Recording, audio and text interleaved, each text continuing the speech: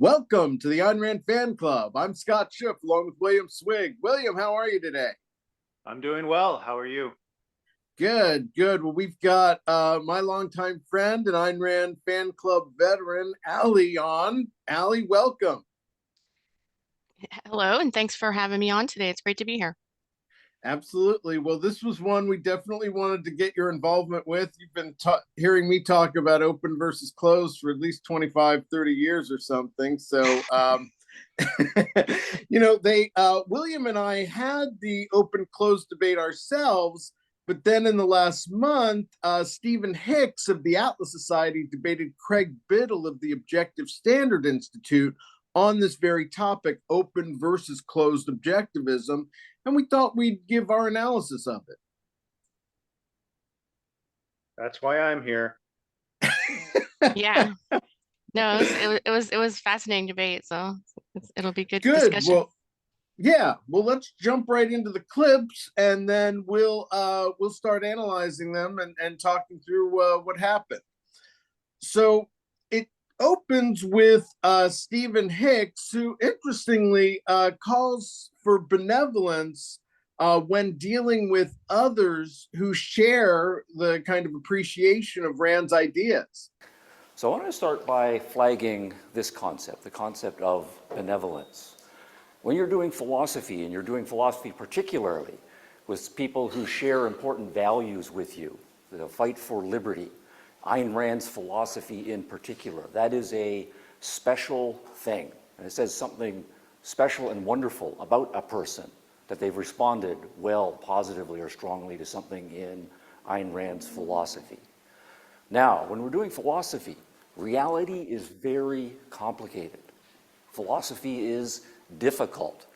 It's difficult intellectually, and it's difficult emotionally because it pushes very deep buttons in us. And when disagreements occur, and they will occur, it's part of the business of doing philosophy, always remember the benevolence point. You're doing philosophy with someone who likes, respects, or even loves Ayn Rand.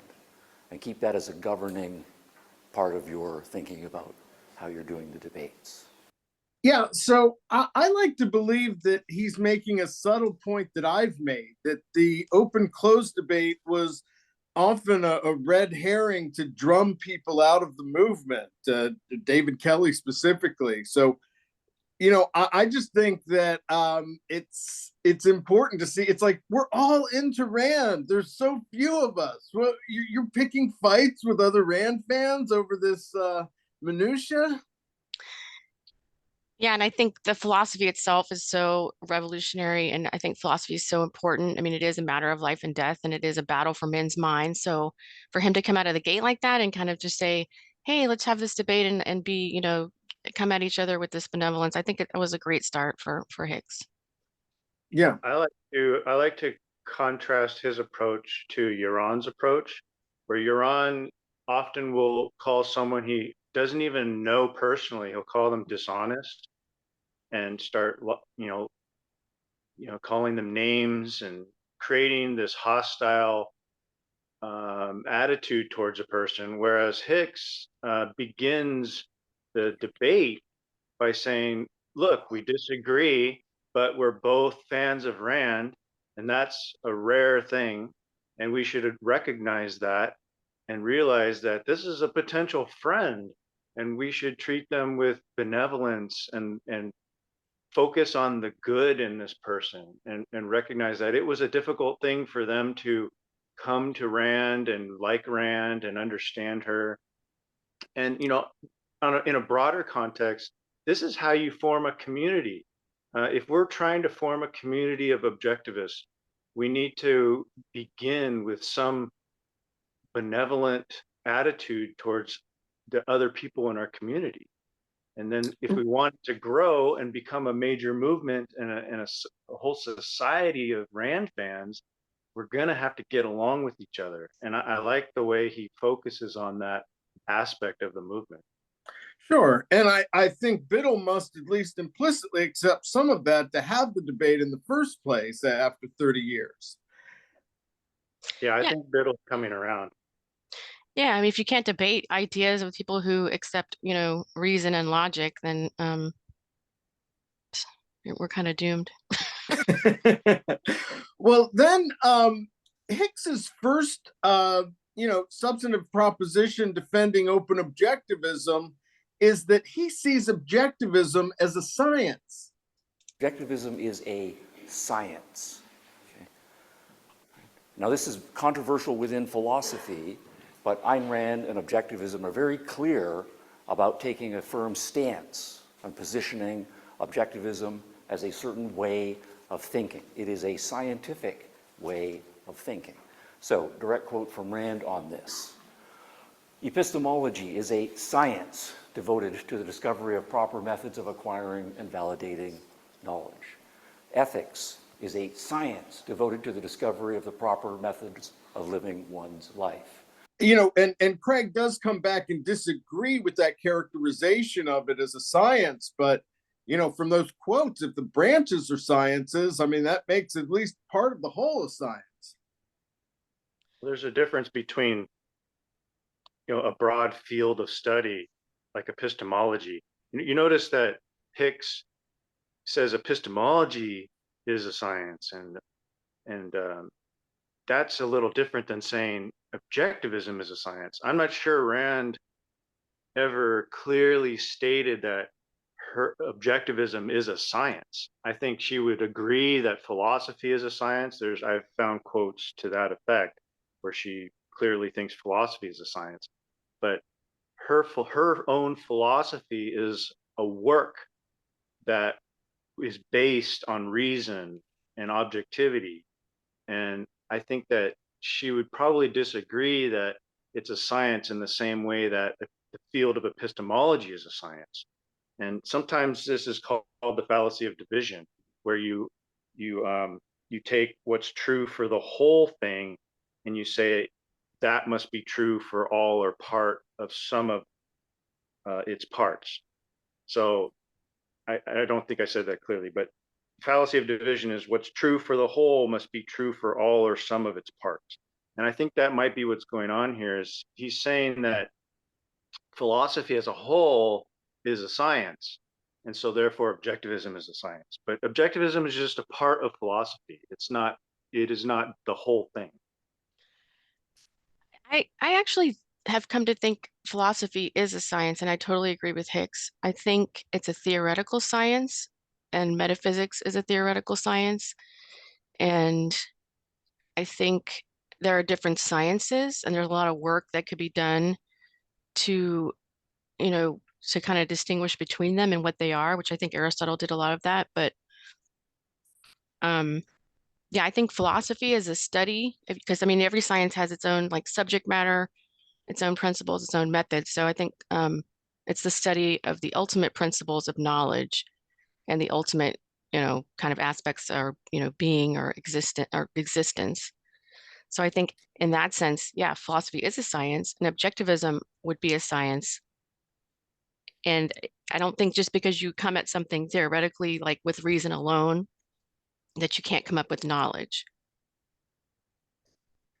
So, just to kind of split the difference, I mean, I think what Hicks does is he differentiates Rand's philosophy from her novels, which I think is where a lot of this conflation happens in terms of, whether objectivism is, just the property of Ayn Rand, or if it represents something, broader truths.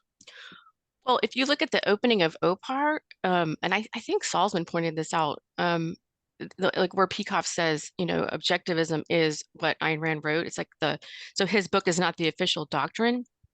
And if you say that, then I think that you do say, you're kind of logically, you have to say it's not a science. And I think that Craig was being very consistent with that, but I disagree. I think objectivism is more a school of thought in philosophy. Like, I don't think I think she thought carefully about that name. It just wasn't a random name. And it's basically setting the whole, like the irreducible fact behind it is like existence. And it's like, that's what makes it objectivism. I think she was taking a scientific approach, and she would definitely agree that she was doing science, but she would say that her work, her scientific work, is not science. It's not the process of science or the method or the field. So there's a difference between a product of something and the process. So and there's also a difference between a system of ideas, like a body of ideas, and the study of a field. So science can be thought of as a body of ideas, or it can be thought of as a particular way of studying something, using reason, observation, experimentation, etc. So I think that we need to establish that difference and recognize there's two definitions for science and two ways of thinking about it. And one might be considered open in the sense that anyone can do this process and be scientific. But then there's also the other sense that a science is a certain body of information or ideas, and that's a particular thing that you can identify and recognize. And that would be, objectivism, which is something that Ayn Rand created. But yeah, and we're going to get into all of that, and including what is objectivism versus her views. But let's go to Hicks quoting Rand in Patents and Copyrights to make his point. Science is about objective reality and identifying it. Art is about individual creations, right? That, of course, will embody, at least implicitly and sometimes explicitly, understandings of reality. Now, why is this important? Well, here's the quotation, right? That's relevant to the point I was making. It is important to notice this from Rand's article on patents and copyrights. The source comes a little later. In this connection, a discovery cannot be patented. That's what scientists are doing. Can't be patented. You can't assign ownership to a discovery. Right? Carrying on. Only an invention of scientific or philosophical discovery, which identifies a law of nature, a principle, or a fact of reality not previously known, cannot be the exclusive property of the discoverer. So that's what he's saying, that the actual truths about reality, the science part of it, is not anyone per se's property, even if she organized many of these facts in a systematic way. And that differs from her novels, for example, that are her property and shouldn't be changed at all.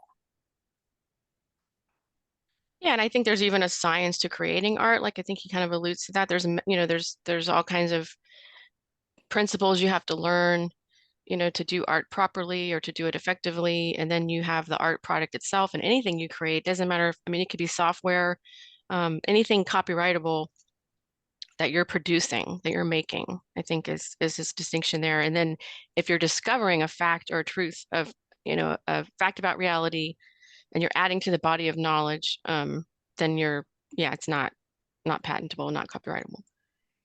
So Hicks here is making a very fundamental distinction, right, between both between art and science, and also between an invention and a discovery. I'm not sure Biddle responded to the discovery versus invention part, but later he did say that objectivism isn't a science.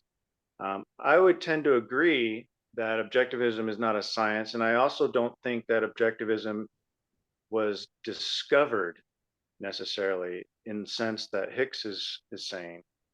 It was more of an invention of Rand's mind, because it's not just some facts that she discovered. It's her whole theory. She created this theoretical system, and that's something that has to come out of her mind. It's a product of the way she's thinking, of her cognitive process. And so in a sense, if what she's discovered or invented is true, then everyone else can find it, can discover it, and invent it for themselves. And then they'll have the same idea she had, but she was the first to discover it or identify it. And so I think she gets to say, this is what I identified, this is my philosophy. And so that way you can say she owns it in a sense that it's hers, it's her system, but it's if it's true, it's not just her system, it can be your system as well. No, I think that that knowledge has to have a referent. I mean, it has a referent in reality. That's her whole system. It's like I think she's reasoning, she's using reality existence. She's starting with existence and she's reasoning out from there. And so therefore she is creating a body of truth.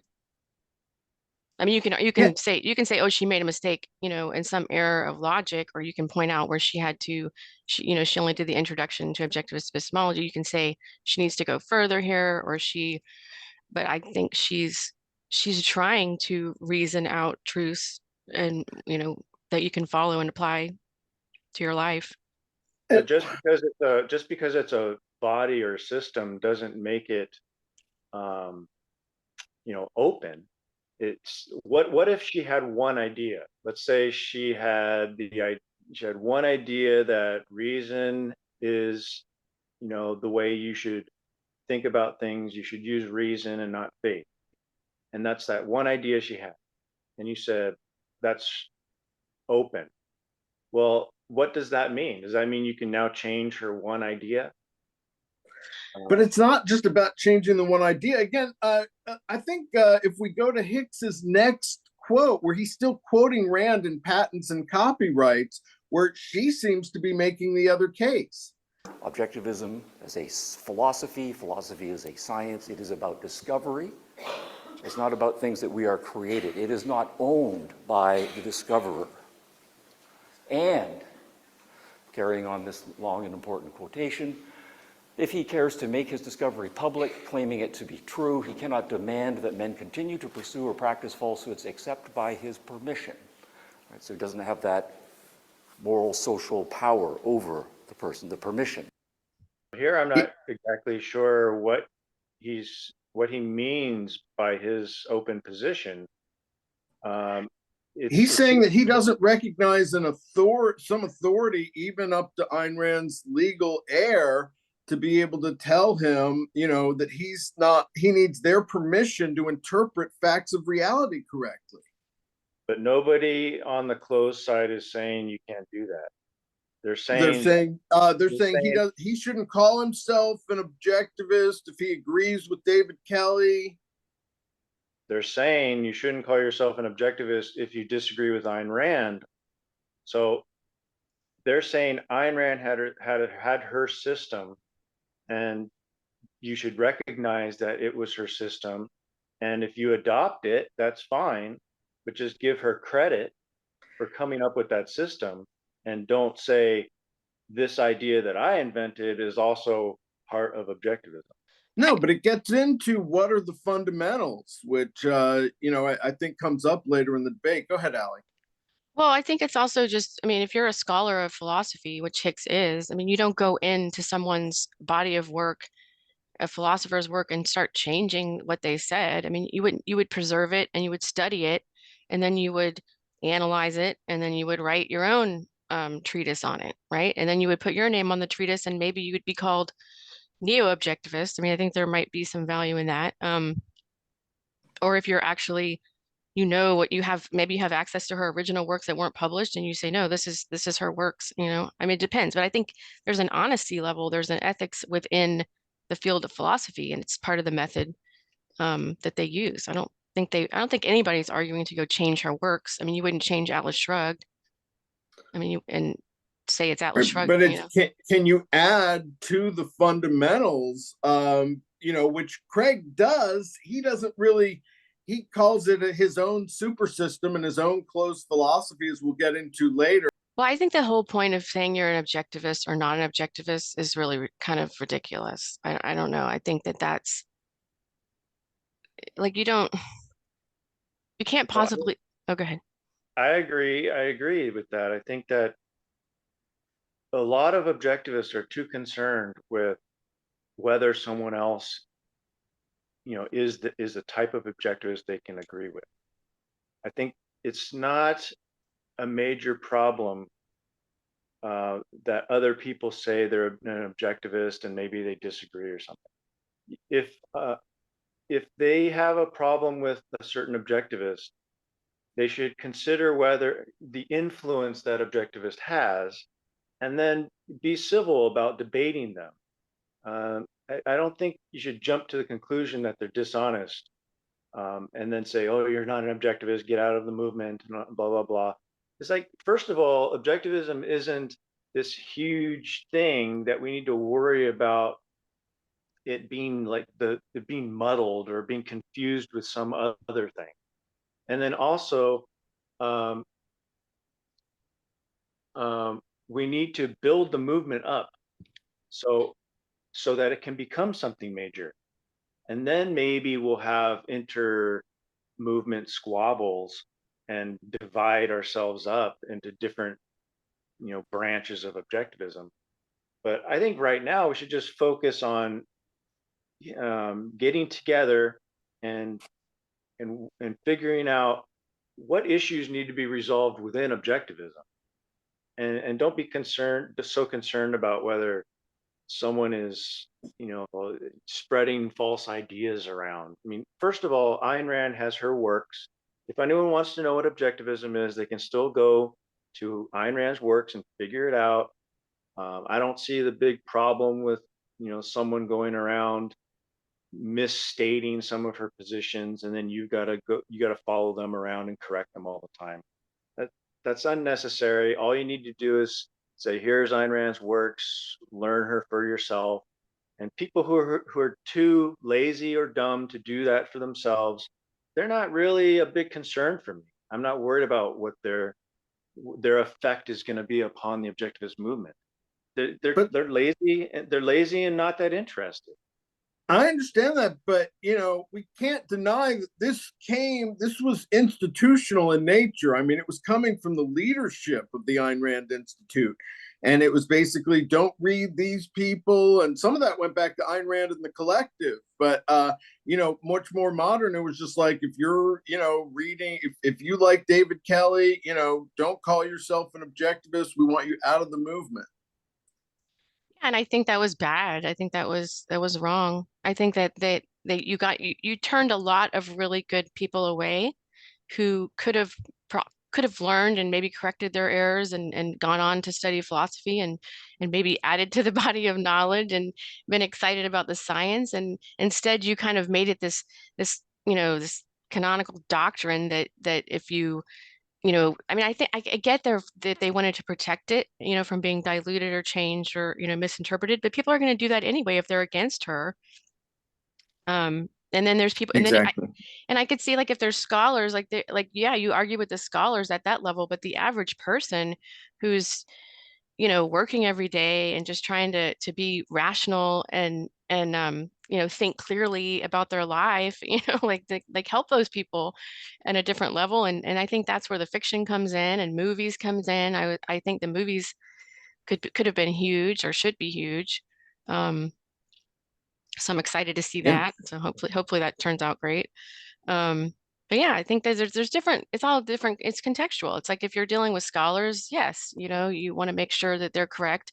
And you want to analyze things and talk about it and debate it at that level. But not everybody's going to do that. Like, nobody is going to sit there and over a chat talk about, epistemology. Like, they're just not, they're not going to do that. Right. Well, Hicks goes on to say that open and closed are metaphors, and he talks about 3 ways to further define it. He first talks about whether it's complete and suggests that there may be 100 philosophical questions that any full system would have to answer, and whether she made those arguments, like she only wrote an introduction to objectivist epistemology. And then the second point is whether she made every connection perfectly. I think this is the harder question. Open or closed. Not only is it complete, but is it correct? Is it true? Is it perfect in that sense? And so what we would then have to do is say, of all of the things that Rand said as the founder, right, of this philosophy, Did she get everything right? And sometimes that's a hard question for people to put explicitly and to engage with it. But what we would then have to do, if we are going to be serious philosophers, serious scientists about this, is go through all of her important propositions that she makes and say, do I think this is true? Do I think it could be stated more precisely? If she is making a claim in epistemology that bears on some elements of cognitive psychology, have we learned anything in cognitive psychology since Rand that might suggest that we can revise or tweak this? I think there he's making a reference to things we've learned about, how much our DNA can affect personality that may fly a little bit in the face of something like tabula rasa. Doesn't invalidate free will, and that's why, Kelley didn't include tabula rasa as one of Rand's fundamentals. No, I think there's a lot to learn about human cognition. I think we're just getting into that. I think people don't, yeah, it's a whole science, and it adds, I mean, like philosophy has to look at it and say, I don't think the fundamentals would change, but there might be some things about, the mental existence or something like you could learn something about that, and then that might tweak something or help you expand on epistemology. But I don't think that we have a consciousness is going to change, or animals have consciousness. That's not going to change. But there are certain fundamentals that are not going to change, and then there are certain things that just haven't, that she didn't write about. Right. And Well, I think Stephen's saying the open approach allows more for that. Go ahead, William. I'm sorry. Well, he asks if it's complete. So he has a series of criteria here, which represents the question of open versus closed. And one of them is whether the philosophy is complete. And I don't think that's important here. You can have, because unless he's going to go through every question and talk about whether Ayn Rand answered the question and whether it's true and satisfactory, it's kind of irrelevant to bring this up. It's like, what's the point of bringing it up if you don't have an answer to it? So, he's saying, is there more work to be done for an objectivist philosopher? well, of course, there's more work to be done for any philosopher. I mean, there's always going to be work to be done. That's the nature of open. Yeah, Yeah, within but the objectivist school. But that's not the nature of objectivism itself. The nature of objectivism itself is what Ayn Rand gave us. And we can add to our own philosophy based on that, just like she added to Aristotle, she added her philosophy based on Aristotle. So I'm not sure. That's, in some regard, I think both sides are talking past each other, because I don't see what the open side is saying is what exactly is open that you disagree with from the closed side. The closed side is saying, yeah, sure, you can take Ayn Rand's philosophy and change it and make it your own, but you're not changing her philosophy. Her philosophy is not open to change. Right. The main thing is, Kelley lays out fundamentals that he thinks makes Rand unique. Your earlier example of just being for reason. I mean, lots of people have been for reason. And so he's trying to differentiate what makes objectivism different and stand out. And it's within those fundamentals that he thinks more can be added and yet still have the right to call yourself an objectivist fundamentally, like Craig does. Well, that doesn't matter, though. You have a right to call yourself an objectivist if you agree with her fundamentals. But whatever you add to it doesn't matter, because that's you adding to it. Now, if you're misapplying her fundamentals, then there's a question of whether you understand her fundamentals. Right. But if you advocate for her fundamentals and you say, I'm an objectivist because I believe in reason, objective reality, and egoism, etc., well, then I say you're a basic objectivist. I promote this idea of there's different degrees of an objectivist. You have different levels of understanding. So maybe you understand objectivism at a basic level, at the basic fundamental level of just the general principles. but then you can also be like a black belt in objectivism, say like David Kelley or Peikoff or Onkar, and you understand everything about objectivism and you're applying it nearly perfectly or perfectly, and now you're coming up with your own ideas that you're integrating with the philosophy. Well, I think, but Hicks's point is that there might be 100 things. I don't think there's enough. I don't think everything is known about philosophy as a science. I think you have to say, like, we're just getting to the point where we have this objectivist philosophy and we have all these other subjectivist philosophies, and we have to kind of go do the work of, like, you know, making sure that the objectivist system is complete. Like, I mean, I think there's still a lot of work to be done there. I don't think they're saying go back in and say change Ayn Rand's philosophy. They're saying look at it, look at the principles, and add to build on it. Yeah. And if she made an error, then yeah, analyze it. But then I think that if you change something about her work and you think you're doing it based on, the facts of reality and reason, like, then you should maybe call yourself a neo-objectivist. Well, I agree with that. That's yeah. big label, neo-objectivist or new objectivist, or they're using open instead. I think Biddle brought up the objectivist traditions, like you'll be an objectivist traditionalist or something like that. Right. We'll get to that. Yeah, I mean, the third type of open closed is how we deal with others with different opinions. Are you open to being wrong or even thinking Rand is wrong, which has implications for social relationships and being part of an objectivist community. And he even brings up disagreeing with PhDs that have studied Rand and kind of that social hierarchy aspect. He does quote Rand about reality being the final arbiter in disagreements. And many of them will say that's true, but they'll kind of, say, well, and if you have any disagreements, just leave the movement. And which makes people hesitant to say when they have disagreements, even on a minor issue. So I think there's two different ways of looking at that.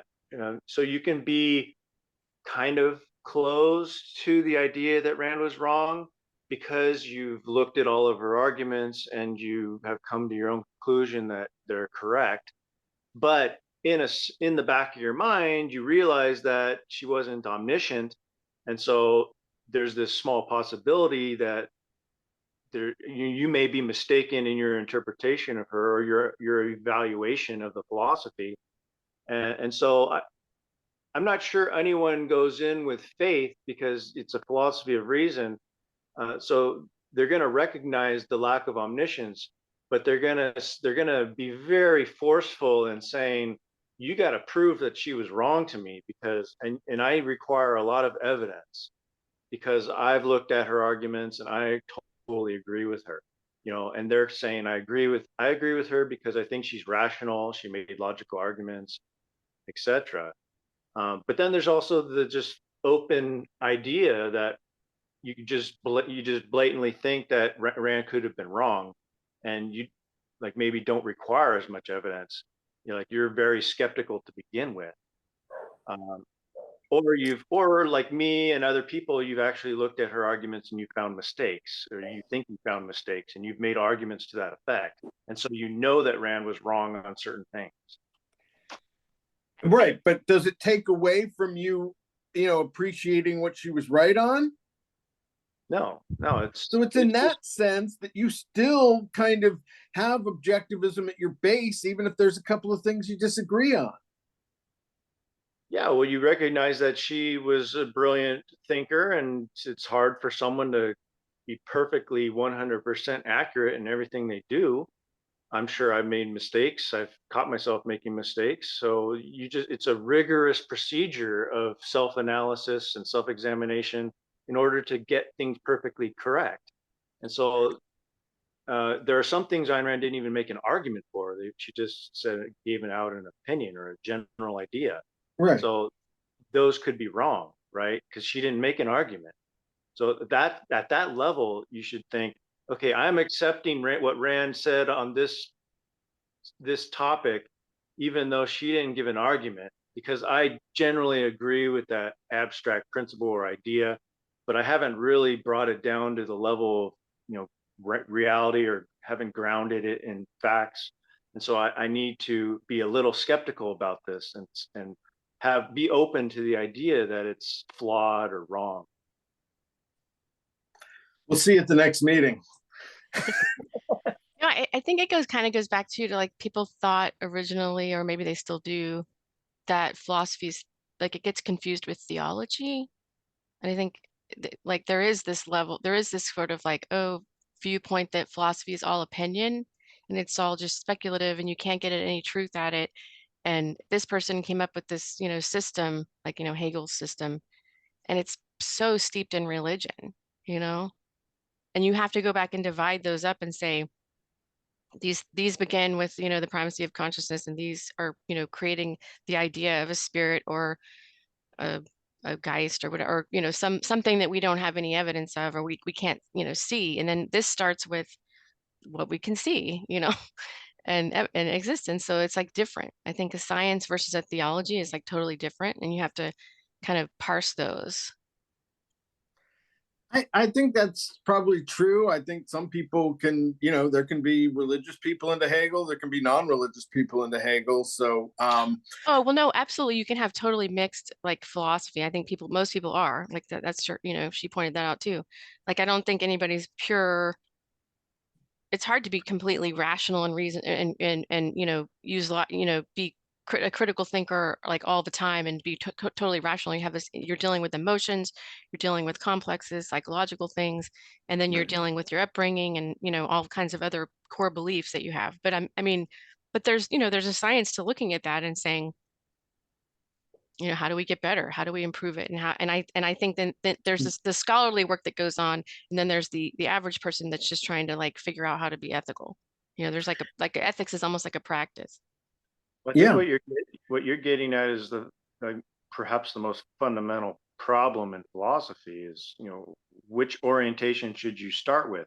Should you start looking outward, or looking inward? And Plato's looking inward at some forms he made up in his mind, and Aristotle's looking outward at objective reality and things out in nature. And this goes to what Hicks was saying about the difference between art and science.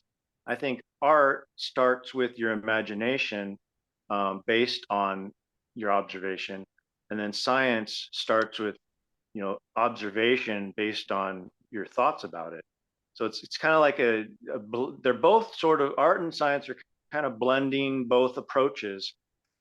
Neither one is fully caught up in their head or fully caught up outside their head, just perceiving things. But they both have a primary orientation, which is different. Science is looking outward and art is looking inward.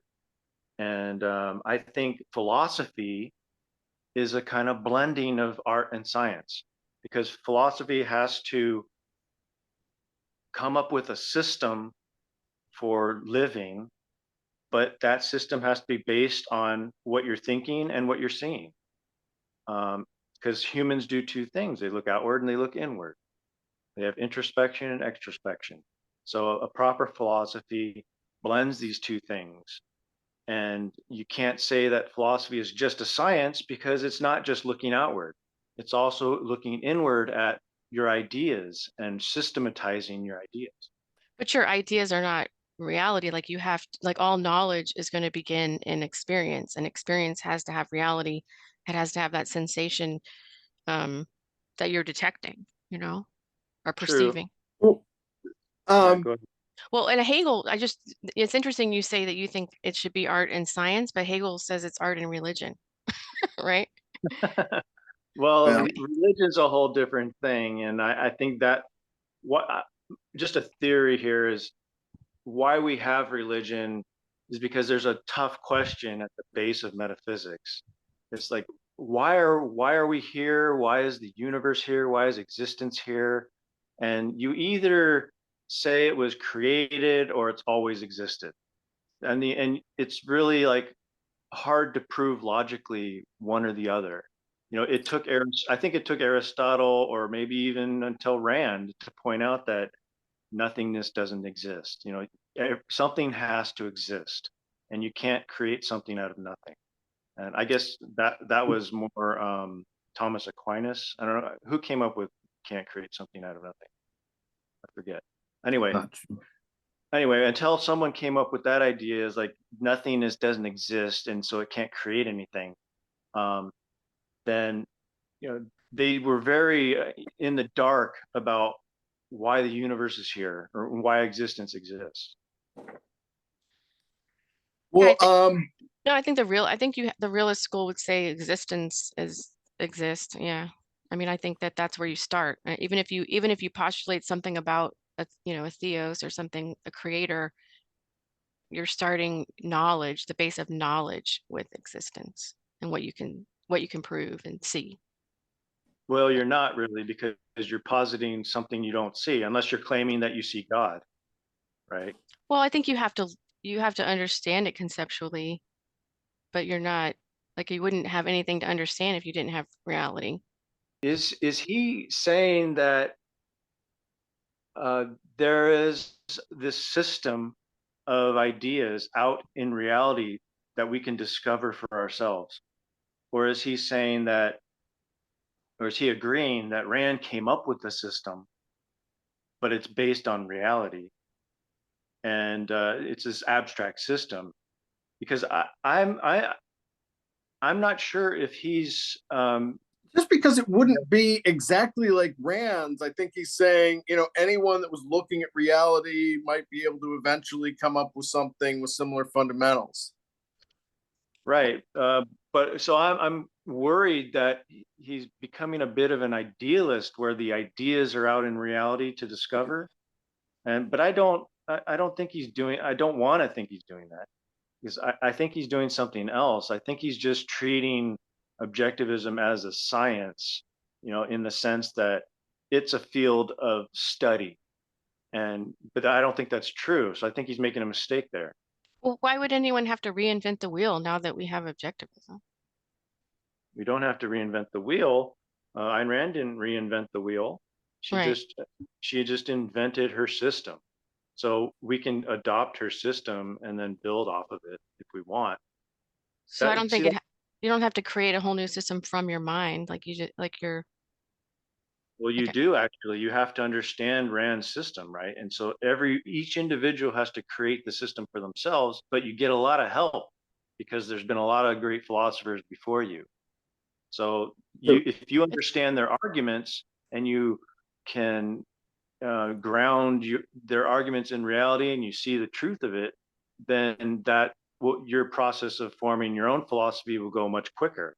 You don't have to figure everything out on your own.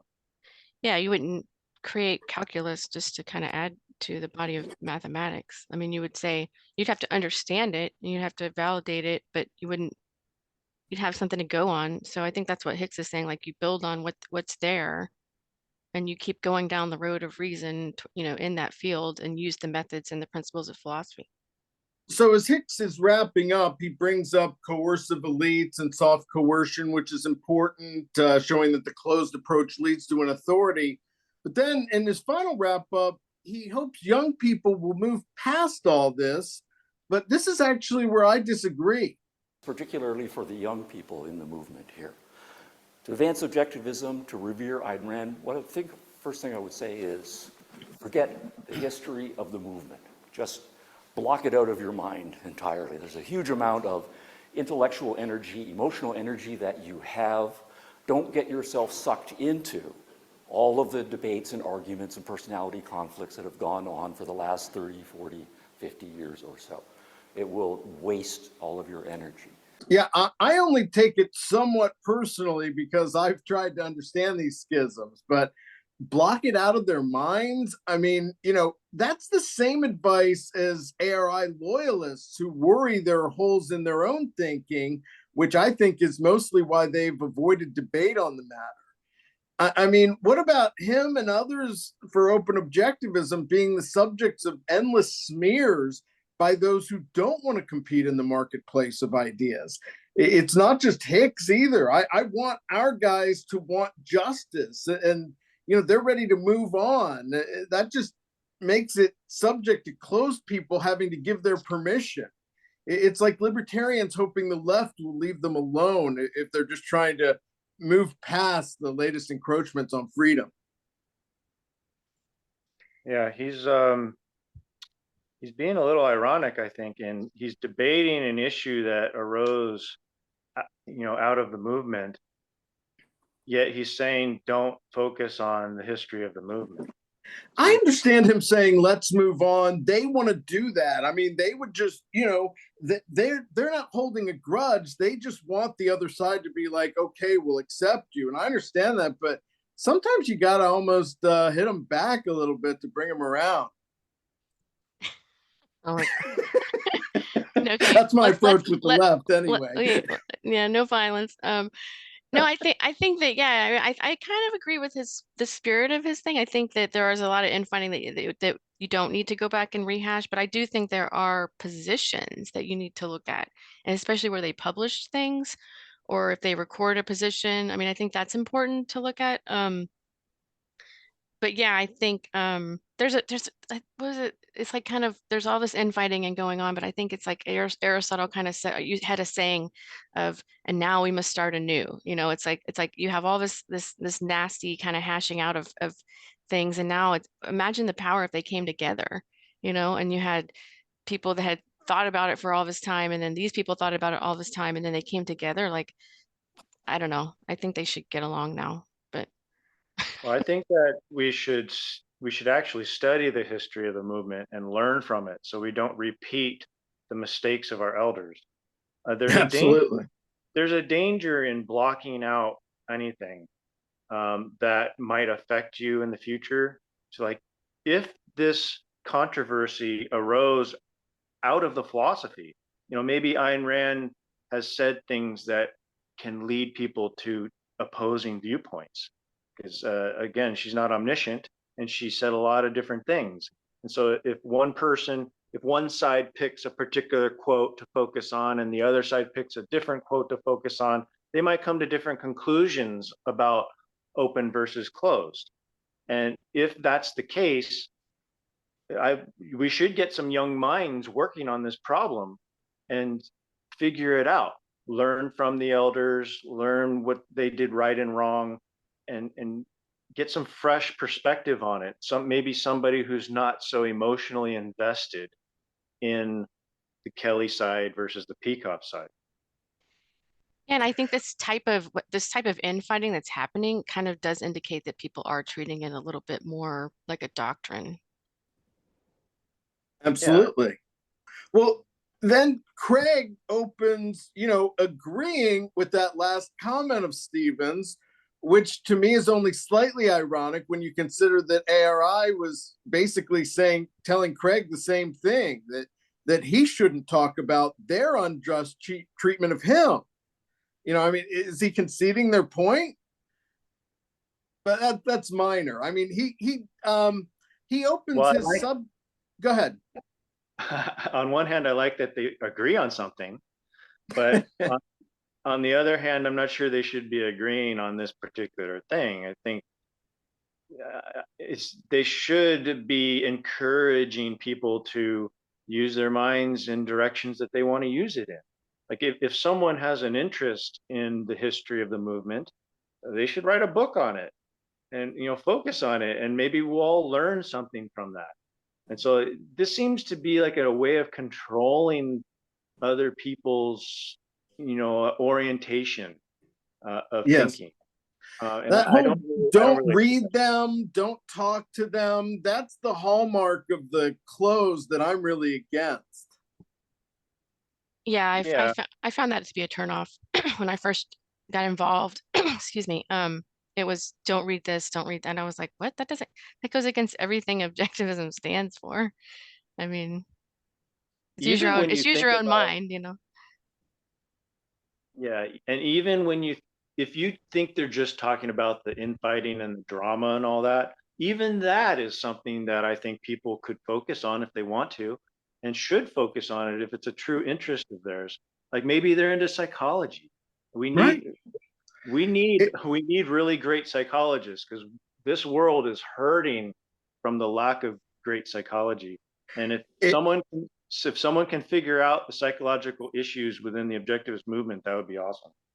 I agree. It's it's a study into social hierarchies among people who are paying lip service to objectivity and using the facts of reality to make your decision. So I think there could be great value in that. But what for Craig's, substantive part about defending closed, he actually starts, I think, a little coyly by saying that he's a Marxist, but with ideas that weren't originally Marxism.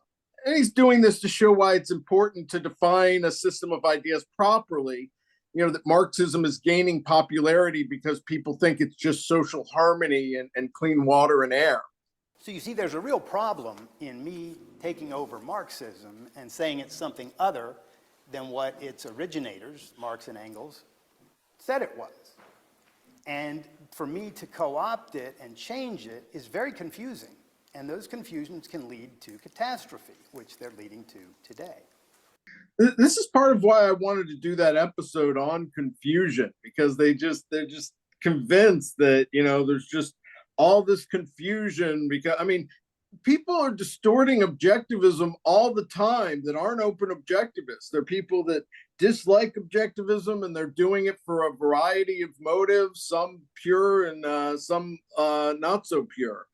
And so, this whole idea that everyone's just going to get so confused and, we can't handle things. And to Hicks's credit, he addresses that later. Well, Biddle opens with two examples of this confusion. First, he pretends to be a Marxist and who is not actually a Marxist. Then he pretends to be a capitalist, which is not actually a capitalist in the objectivist sense. So I think what he's doing is he's coming up with these make-believe examples, and he's spending way too much time on this when he's dealing with an audience who's interested in this open versus closed objectivist debate. And so they should already be familiar with these basic ideas of objectivism, of clarity in your concepts and making sure you define things clearly.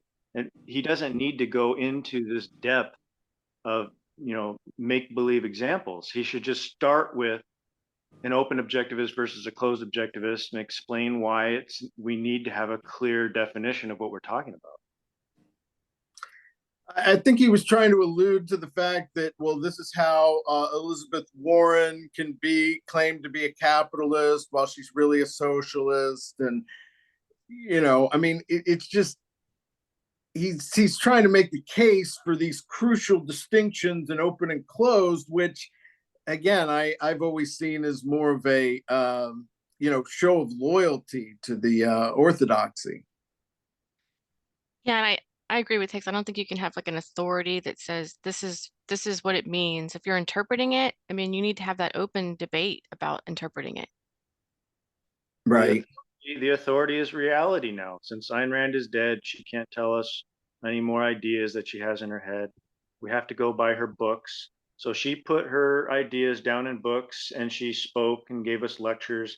That's the authority. So if you want to say someone's misrepresenting Rand, you just point to what she said and say, this is what she said, and you're not interpreting her correctly. You're misrepresenting her.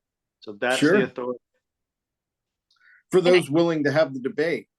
Now, this brings up an interesting problem I have.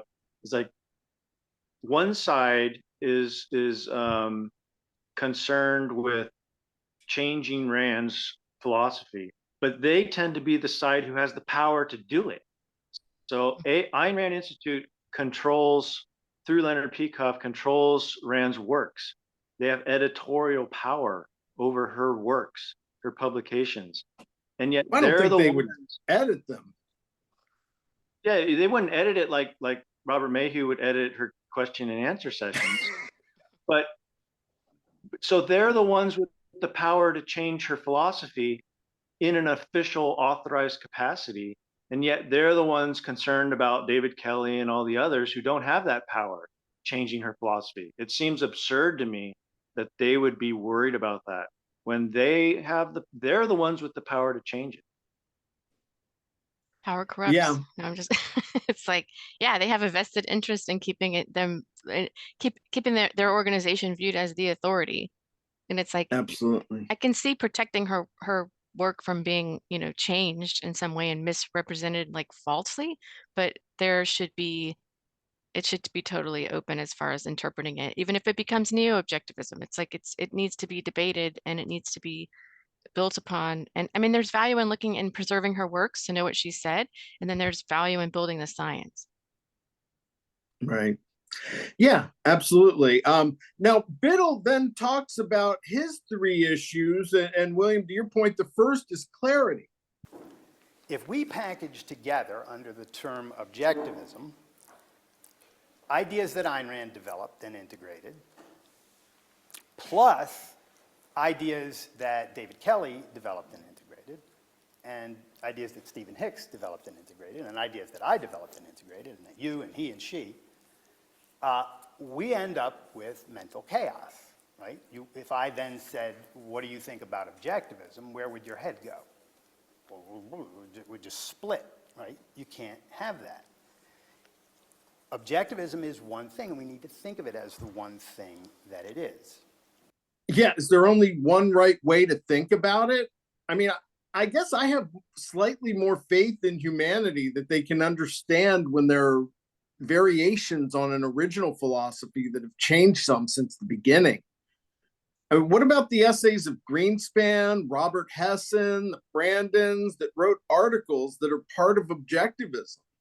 It just, it's just whether they happen to be around in the 60s and edited pieces. So, those writings are part of objectivism, but not necessarily any others. I don't think there will be much confusion, actually, because the way Biddle put it, under that banner of objectivism, you're going to have subtypes of objectivism, which will be labeled. So it's not like it's not like anyone's going to be combining all of the different interpretations of objectivism, Kelley's, Hicks, Peikoff's, Gatte's, and then all of those ideas will be stripped of their authorship and lumped under the banner of objectivism. Objectivism is going to become a collection of subtypes and interpretations, and so then you'll have Peikovian objectivism, Gatte's objectivism, Biddle's objectivism, and it's going to be a bigger book, and you're going to have more chapters, but you're going to understand that now it's become a tradition or a school, like Allie was saying. Yeah, and that's a normal evolution over time. Yeah, I think if you are an honest scholar and you're studying objectivism, you are going to pay deference to Ayn Rand. You're going to go back to her works and build on that, and you're going to give her credit. You're not going to recreate the wheel and say, this is something new and give it a different name. Like to William's point, I think you are going to you have Peikovian objectivism or Kelleyite objectivism. Yeah. So. Well, Craig's second point was one that William made during our first discussion on the topic, that objectivism is a proper name and has to be described. That objectivism is not a concept, it's a proper name, and that proper names are not defined, they are described. Proper names are not defined, they are described, right? So if you talk about me, my name is Craig, and if you want to talk about what that means, you would describe me. But other people are named Craig also, and if you want to talk about them, you would describe them. Craig is not a concept, it's a name. And the same is true of objectivism. Here he's employing the proper noun argument, which I used in our debate, but I think he doesn't do it justice, which is ironic because justice was one of his points as well in the debate. What he's doing is he's contrasting a proper name with a concept, which I don't think is proper. The correct distinction is a proper noun versus a common noun. And so a common noun would describe a class of things, like a class of philosophies, a set of philosophies.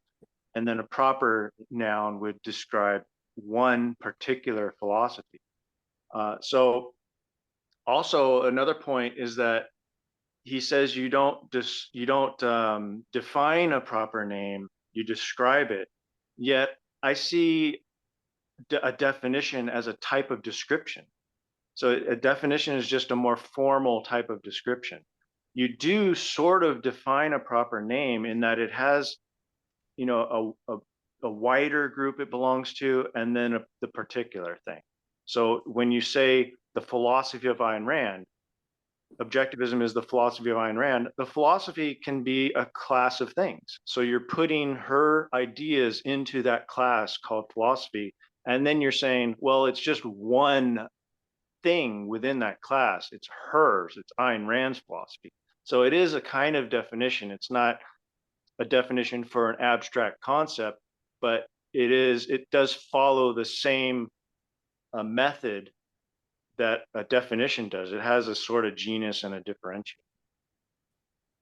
Yeah, I Yeah, think that's. he calls it a proper name and not a proper noun, but I don't think just because it's capitalized, it's a proper name. I mean, we capitalize lots of things that are not proper names. Like when we say Homo sapiens, we capitalize the H in Homo, the genus. We capitalize for clarity between like a school of philosophy. Like you can be Stoic in one sense of a lowercase s, and then you can study Stoicism or, you know, the Stoics, and that's capital S. Like there's a reason that you do that to clarify it. And I think Objectivism is, yeah, it has a definition, and you can do more than describe it. It's not, I don't know, I don't understand his.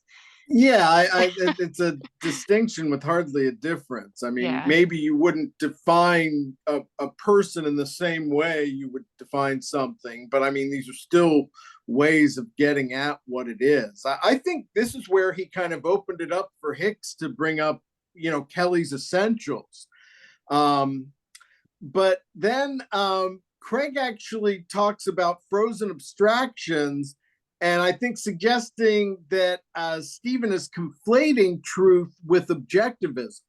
If I package into Marxism a bunch of things that are not Marxism, you can't function with that idea of Marxism anymore.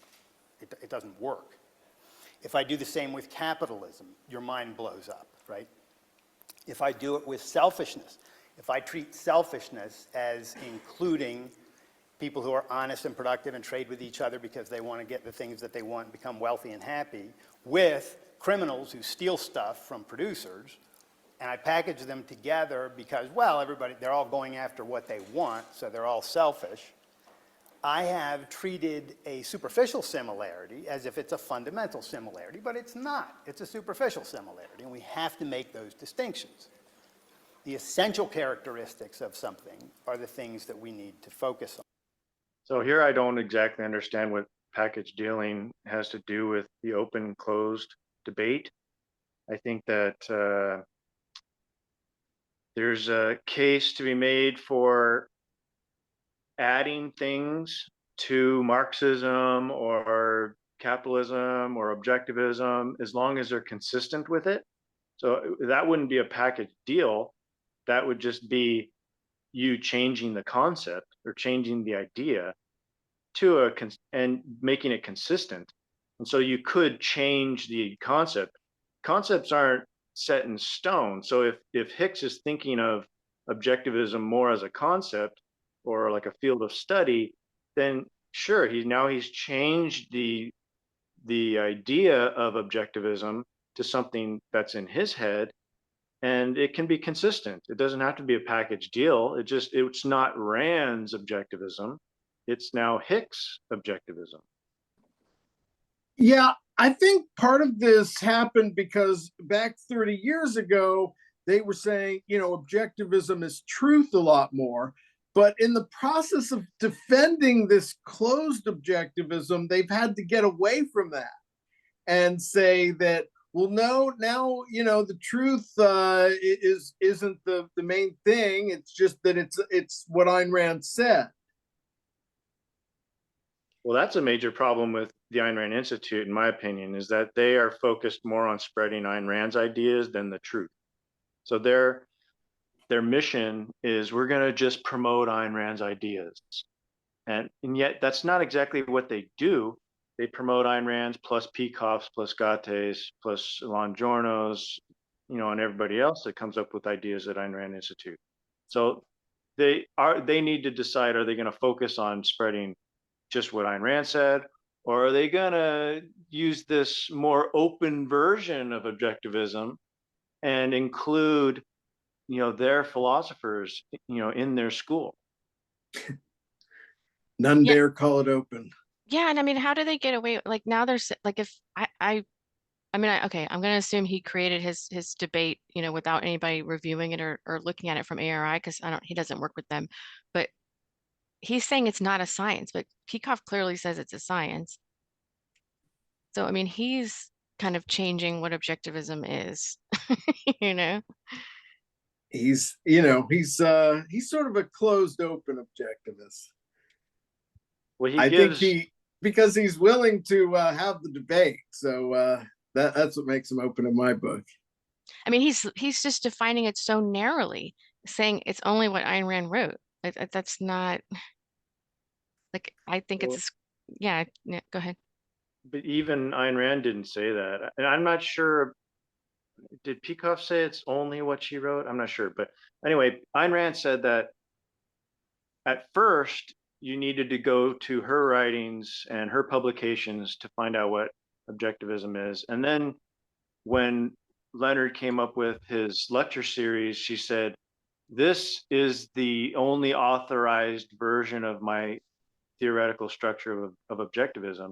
And so now we're in this strange position of having to get at Ayn Rand's philosophy through Peikoff.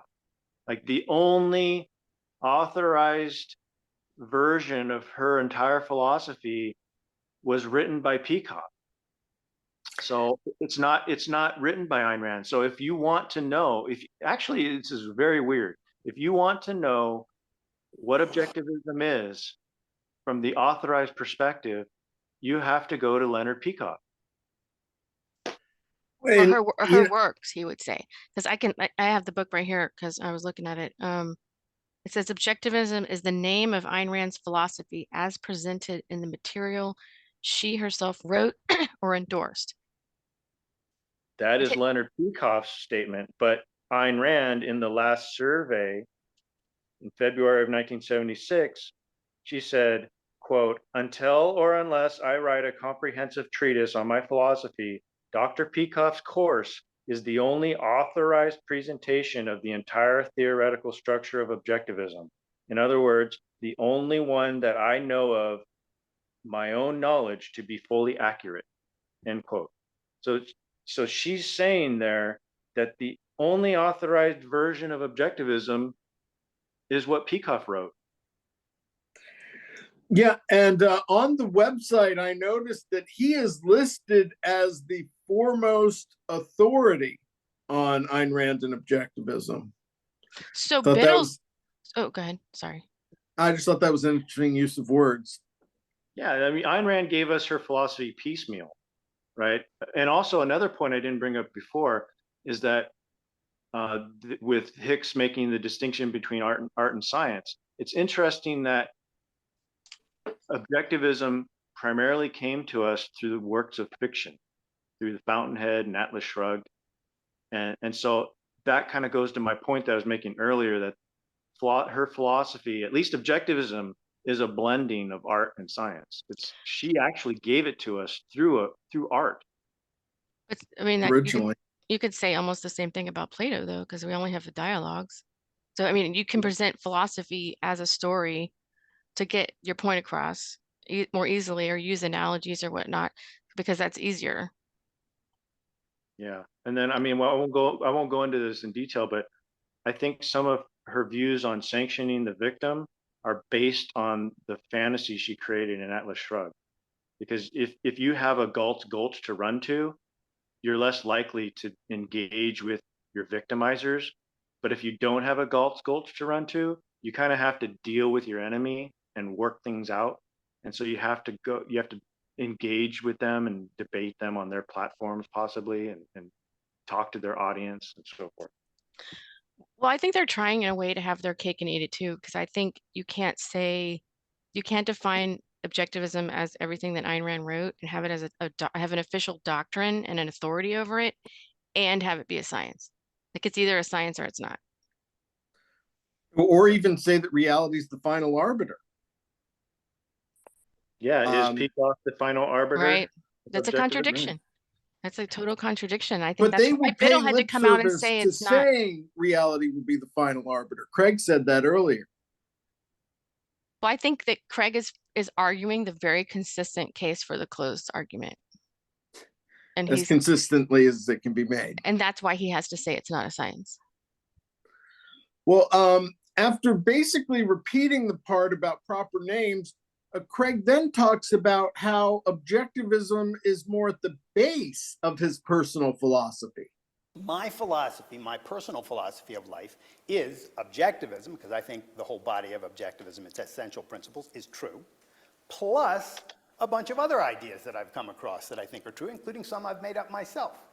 That philosophy is one big integrated system. It's my system, and it's at this point open because I'm still adding to it.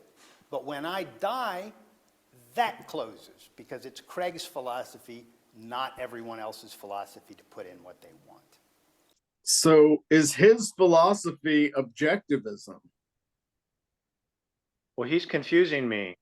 Something he said is, quote, the whole body of objectivism, its essential principles, is true. And those are two different things. The whole body of objectivism is not just its essential principles. So was he clarifying himself? Did he like misspeak and then he said, oh, I actually just agree with the essential principles? Or is he saying that the whole body of objectivism is its essential principles? Because I don't think that's true. So I don't know what he means. And if he means one thing, then I disagree. If he means the other, I agree. Yeah, I mean, I think you're bringing up a good point, because he starts with, objectivism's essentials and builds from there, but he still considers himself an objectivist. So I don't know why Kelley or Hicks couldn't do that as well. It seems the same as Kelley's view. But it seems like he doesn't, like, it seems like more maybe like he had corrected himself. And so does he have disagreements with objectivism? I think it would be weird if he didn't. And if he does have disagreements, why doesn't he bring those up or make an issue of that? You know, if I found some disagreements and I wrote whole articles on it. So I kind of want Craig to write whole articles on what he disagrees with. Well, he does bring up the woman president and the Rand's view on homosexuals later. So, and we'll at least get to that. But he says they're not essential. That's definitely not essential, and it's not even her philosophy. Her philosophy doesn't include psychological issues that she had with the woman president. But that is, that's fair to do, but that's no different than what the open objectivists do in saying what's essential or not to agree with. Yeah, I'm not sure Biddle has separated, the philosophy from the non-philosophical parts of what Rand said. Like, so Ayn Rand has her psychology, and she has her ideas on science and other issues, and then she has her philosophy, and she kind of defined her philosophy and then later said that it's what Peikoff said in his lecture. So if it's not in Peikoff's lecture, it's probably not her philosophy. Yeah, I think it's a difference of are you talking about like studying epistemology and metaphysics and like all the science, that goes into that, and that Hicks was talking earlier, it's like an intellectual endeavor versus, you live your life and it's sort of this practical application of a philosophy. You're trying to decide what's best for you, and that's individual. And I think he's using philosophy in two different senses maybe there. It's hard to understand what he's. And yeah, if he doesn't write it down and he doesn't put it as a body, like he's not trying to contribute to the science of it. Yeah, everybody's personal philosophy dies when they die. It's not there. It's right, but he's saying he's more of a Biddleist than an objectivist. He should write a book on it. I think everyone everyone who's come up with their own philosophical ideas or principles or applications, they're their own philosopher now, but they might be heavily dependent on Rand or some other Right. philosopher. Or exactly. We hope it's Well- Rand. We hope it's not Hegel. Well, after saying that other ideas that integrate with objectivism aren't objectivism, Biddle then asks who should get the credit for their new ideas that integrate with objectivism. If you have new ideas that integrate with objectivism, who should get credit for those ideas? Or the person who came up with them. It's a matter of justice. They shouldn't be packed into Ayn Rand's philosophy and give her credit for the ideas that she didn't come up with. Whoever came up with the ideas, new ideas are great. I'm sure Stephen's come up with some new ideas. He wrote a book on postmodernism. It's a great book. It shouldn't be integrated with, now this is a part of objectivism. That wouldn't make any sense. It's his book, right? And why would a person who comes up with a new idea want to hand it into objectivism and call it a part of objectivism? It's not handing it over to objectivism. It's that open objectivists say they agree with the essentials and building on those ideas, like Craig talked about before. I mean, I just don't even think there's that much difference. We're not that far apart, even if we're using some different terms. Now he seems to be arguing that it's a science and a school, and like this is the school of thought. So I think if you write a book and you're in the objectivist school, then it's adding to the body of knowledge of objectivism. And you call it what you call it, whatever, Hicksian objectivist or whatever, but it's like it's still, so he's arguing that side, seems like. Yeah, so now I don't understand who he's arguing against. It seems a little bit of a straw man. I don't know if there's anybody out there who actually wants to represent their ideas as Rand's ideas. There might be somebody out there, some evil person who's trying to do that. But again, the people with the power to actually do that are at the Ayn Rand Institute. I don't think it's fair to accuse Hicks of trying to pass off his ideas as Rand's ideas. He doesn't have the power to edit Rand's works or change what she said in a Q&A. So that's my problem with Biddle's argument. I think it's not important. It's not an issue. It's a misplaced concern. If he is actually concerned with altering the nature of Rand's philosophy, he should be going after the Ayn Rand Institute and what they've done to Rand's works. Well, he may not be too far behind you there, but in this next clip, Biddle says that objectivism is his personal philosophy, and Rand is in the Aristotelian tradition, and then he even talks about a Randian tradition. I do. Objectivism is my personal philosophy, but it's not the only part of my personal philosophy. So Rand's ideas can be seen in the Aristotelian tradition, which is the way it's typically put, of something as John Locke's ideas are seen in the Aristotelian tradition. And Rand's ideas, I think, also can be seen in the liberal tradition. Dr. Hicks gave a nice talk yesterday where he talked about liberalism, and I think Ayn Rand's fall in that tradition as well. And future ideas that integrate with objectivism could be called in the Randian tradition. She didn't like that term when she was alive, but Rand's razor and other elements within her philosophy tell us, well, it might be necessary even if you don't like it. So she doesn't get to have everything that she wanted. If we need a term, we coin the term. And so in the Randian tradition, I think, can be helpful for people whose ideas do integrate with it, but are not a part of it. They're very different things. So now her wishes don't have to be revered. I don't know if, is Craig in the Randian tradition because he has new ideas, or is he still an objectivist plus his other stuff? I think if you're going to call something Randian, then maybe you're referring specifically to her words. But I mean, then I think we have a word if we want to say it's in the, Aristotelian tradition, but we call it objectivist now. We say it's in the objectivist school of thought. And I don't think you need to call it Randianism. I think that most philosophies are named after their creators, ultimately. So you think of Kantianism and Aristotelianism. At some point, you're in the future, we're just going to be looking at what Rand wrote, what she said, and that will be Randianism. That will be the Randian philosophy. And objectivism is this attempt to name something broader, because she had publications and she edited other people's material and she included that in her objectivist publications. She also then authorized Leonard Peikoff's lectures as the only representation of her theoretical structure. So she had to have this broader view of her philosophy because it included her students' works. But in the future, I think we're going to have to separate all that out. And we're going to have to just say, look, Rand gave us her ideas piecemeal, but we're just going to focus on what she wrote and what she said.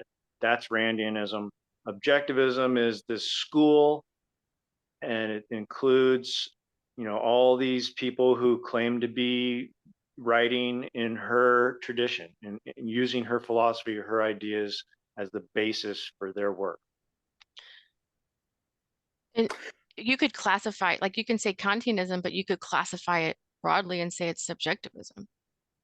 So then there would be I think you could, say this starts with the primacy of consciousness, so therefore you put it in this subjectivist camp, and then this starts with the primacy of existence, and therefore it's in the objectivist camp. Problem is that Kelley was accused of being a subjectivist. Oh, well, I don't understand that. Explain that. I don't see that at all. For somehow severing the link between fact and value. I never understood the argument myself. Evil ideas, or yeah. That's right. Well, I have a problem with the name objectivism itself because it's it's already, or was already, a school of thought within philosophy. So it's kind of, I think, a mistake actually to just capitalize the O and say, okay, now I'm changing this concept and now I've got my philosophy, and then there's the lowercase o school of philosophy. It's a really confusing. I don't think philosophers should name their philosophies after an existing school of thought. They should just accept that their ideas are going to be named after them. And yeah, for all their concern about clarity and confusion. Well, Craig actually wraps up his opening statement with more of a call for clarity and making crucial distinctions. Then Stephen finally gets a chance to respond, and he starts off by saying that, some concepts are more binary, like being pregnant or not, but some are on a scale, like color or weight. And then he addresses Craig's focus on clarity directly. Clarity is important, but also it is the nature of science that it is an ongoing process of discovery. So I like the Marxism example, and absolutely right. If you identify the fundamentals of Marxism and start changing them, then the right thing to do is to change the name along with those changes. And if you go into objectivism and you say, here are the fundamental principles in my judgment of objectivism, start changing any of those, at a certain point, absolutely, you're not an objectivist anymore, and you should change the label for what you're doing. But when you are doing that, that's an open question that needs to be discussed on a case-by-case basis. So if we take seriously the idea that Rand puts to us that objectivism is a science, the way to think about these conceptualization issues and the changes issues is not a matter of chaos, that every time we have to change our minds or add something or redefine our terms, suddenly we're plunged into cognitive chaos and we don't know what we're doing anymore. Well, actually, that is an ongoing part of the scientific process.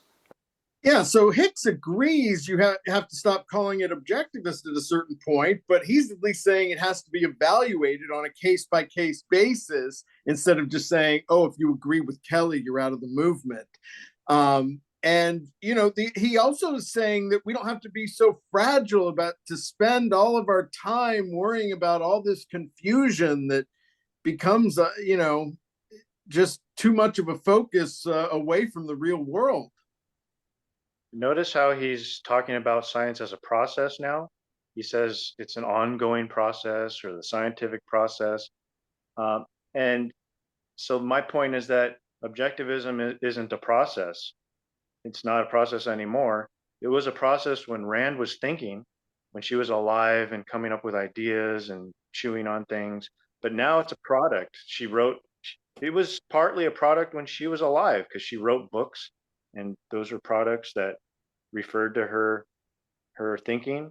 And so we need to get straight whether objectivism is a process or a product. And this is why I disagree with Craig's accusation that Hicks is freezing the abstraction. I don't think he's freezing the abstraction. What he's doing is he's redefining objectivism. He's saying that objectivism is a process, whereas the closed people think it's a product. Well, Well, I just think Yaron said on his show the other day that objectivism is a tool for finding the truth. Well, I was going to say Wait. kind of, oh, go ahead. Go ahead. No, I saw that, it's like, yeah, it's, I lost my train of thought. Sorry. I interrupted you and I lost my train of thought. Well, let me just make one point regarding what Scott said. Yeah, it's a tool, but a tool is a product. So you use that product, like you use a hammer to pound nails. But yeah, you're using the tool, but it is also a process of hammering.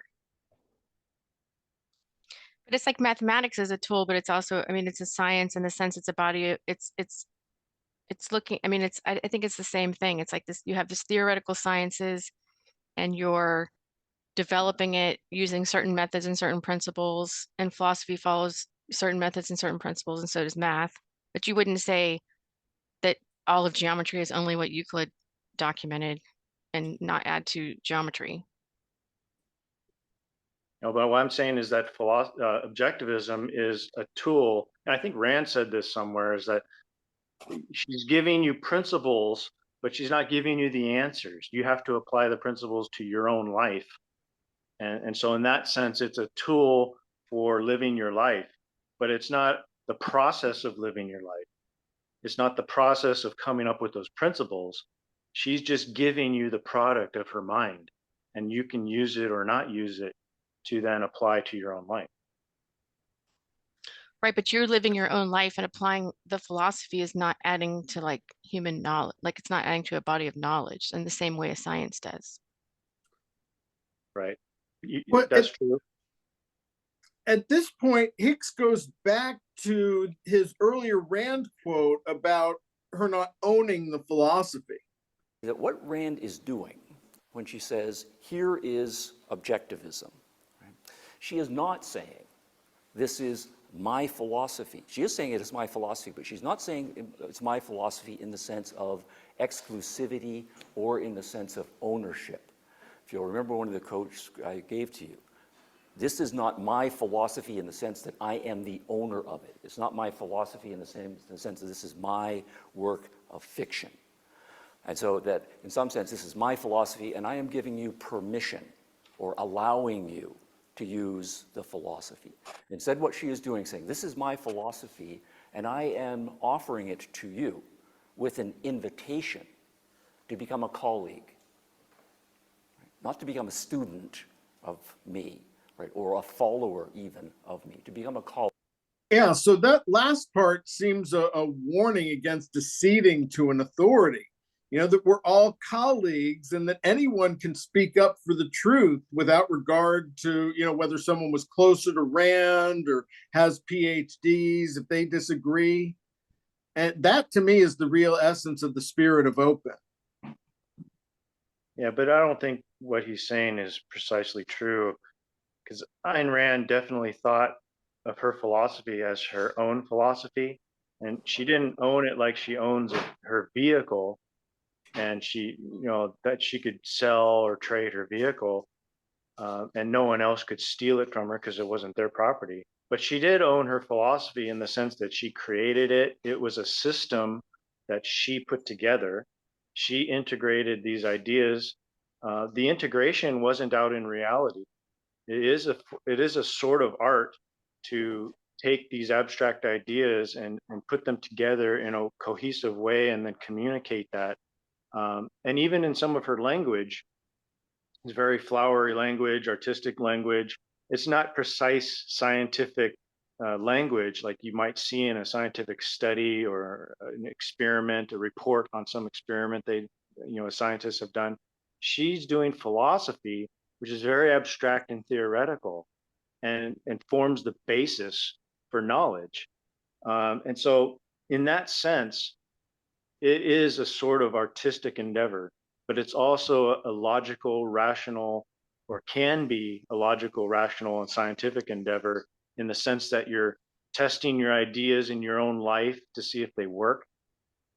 And one other thing is that, so she's saying that objectivism is her philosophy.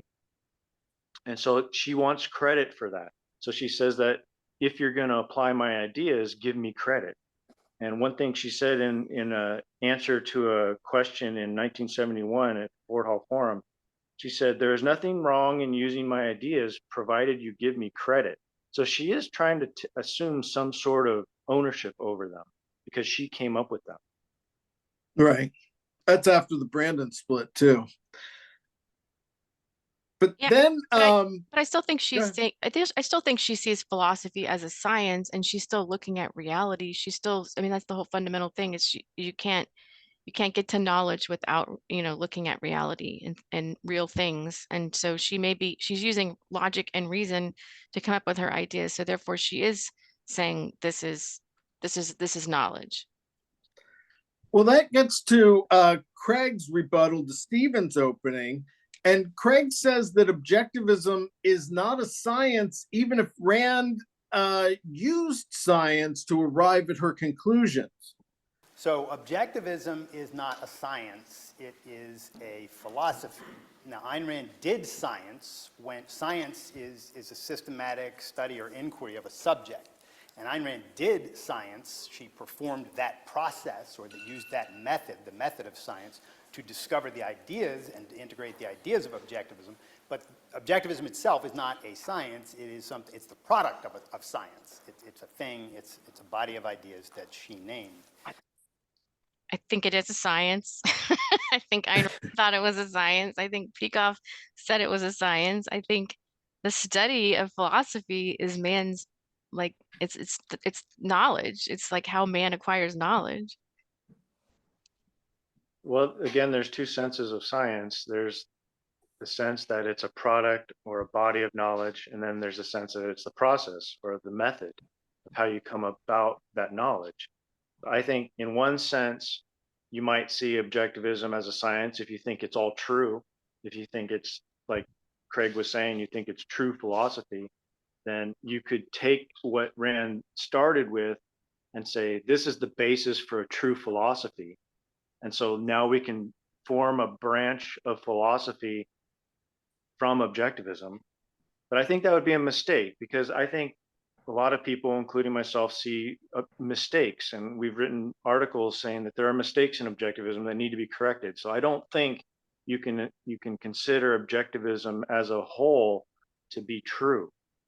And that's a problem. Some elements are true. I think most of it is true. But if the fundamentals are true, that's the open argument. Well, I have a disagreement with some of the political principles, which I think might be need to be changed. And not that we change her philosophy, but we need to change it to be correct, and so to be true. Yeah, I would put you in the open tradition. Now, Craig goes. But if you start with existence and the axioms of objectivism, you can't change those. Otherwise, you would call it something else. But then everything else kind of follows, and then you can argue with her arguments, but I mean, that would be Yeah, I for don't even scholar. necessarily know everything else, but I mean, it's but it's more about identifying your fundamentals and even where you disagree, rather than this whole, you're out of the movement mentality. It, But I Well, think no, before we move on, can I just stress this point? Because both Biddle and Hicks, they talk about this issue of whether objectivism is a science, and they both come down on different sides of that question.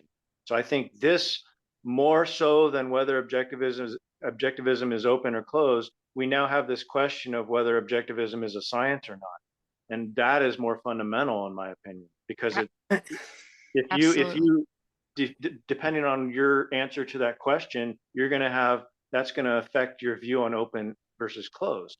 So I think that objectivism isn't a science, it's the product of science, and that's a distinction that we need to maintain, because let science in general is not objectivism. Science is a body, is generally a body of knowledge. It's a common noun. So it I refers just to all bodies of knowledge based on reason, and objectivism is just one unit under that abstraction. And so equating objectivism with science would be a mistake, because objectivism has many different things which are not science. But I just also, don't. To me, I'm someone who was ambivalent on the question, and I see it as another kind of sideshow going down a rabbit hole. For again, whether or not you believe it's open or closed, these are just distinctions that were made for social hierarchies, and now whether or not it's a science is a deeper point off of that. But it's like how Christians used to debate about like transubstantiation and whether the wafers and wine were the literal body and blood of Christ or not. And then it just, it becomes centuries long debates that just, and it's really at the essence, some Christians were trying to say these other people weren't real Christians. but Christianity is a theology, it's not a philosophy. And I think all knowledge and science is based in your experience. Like you know something when you experience it. You're experiencing something, you're experiencing existence. You start there and you build all knowledge. Like I think that there needs to be work done to describe what science is. I agree with William. This is the crux of the argument. It's a science or it's not a science. And if it's a science, then we need to understand it better as a science. We need to maybe what are the methods and principles of philosophy, and what is it what is it studying?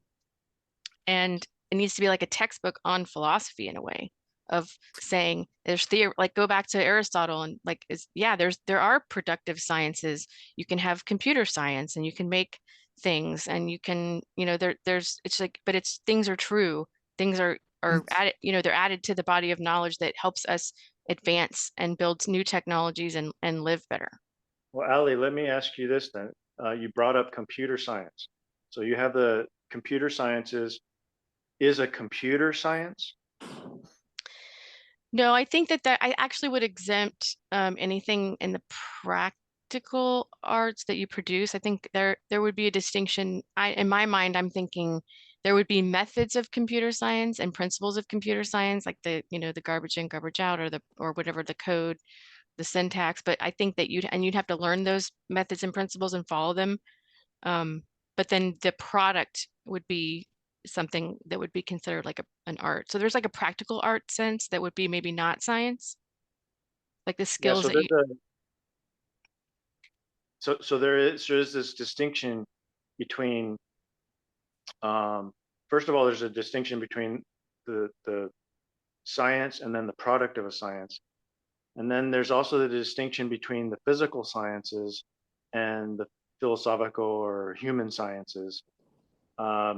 One deals with abstractions, like humanities or the artistic sciences. They deal with ideas and abstractions and things, a product of the mind. And then the physical sciences deal with objects in reality and physical things and products that come through science, like technological things. So we have to figure out, are products of the mind science?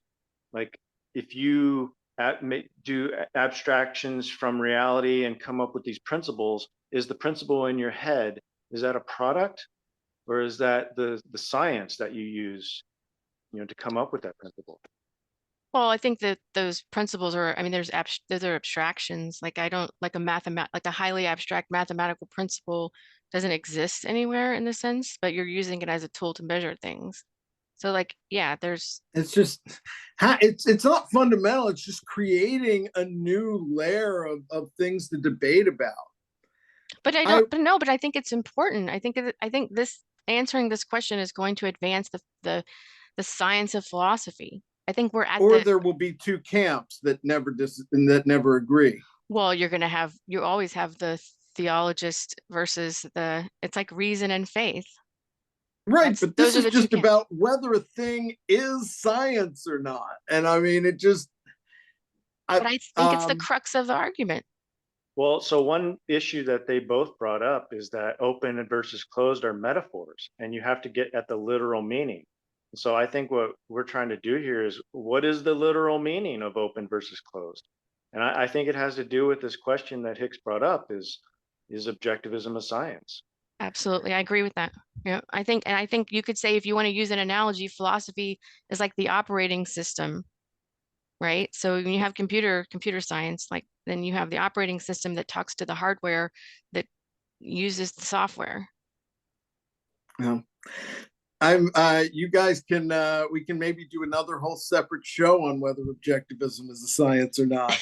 But yeah, that would be fun. In the meantime, Craig goes on to say to Matt, it doesn't matter whether the ideas are right, that it's irrelevant to being open or closed. But I mean, the truth does matter. Peikoff says, in fact and value, do any of you who agree with her philosophy respond to it by saying, yeah, it's true, without evaluation, emotion, or passion? Not if you were moral. A moral person greets the discovery of this kind of truth with admiration. Objectivism is not only true, it is great. So, the truth does matter in all of this.